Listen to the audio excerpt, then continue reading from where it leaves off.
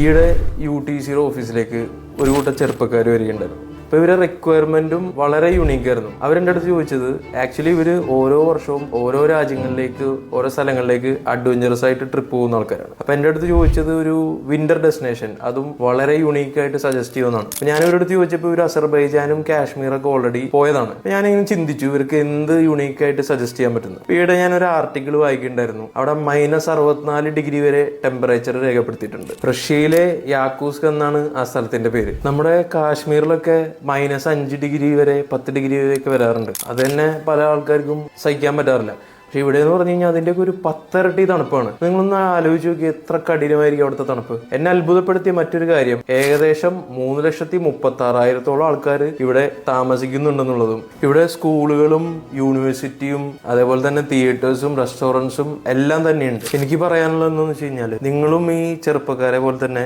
വ്യത്യസ്തമായിട്ടുള്ള destinations choose ചെയ്യുക. നിങ്ങളുടെ യാത്രാനുഭവങ്ങളും വളരെ വ്യത്യസ്തമായിരിക്കും.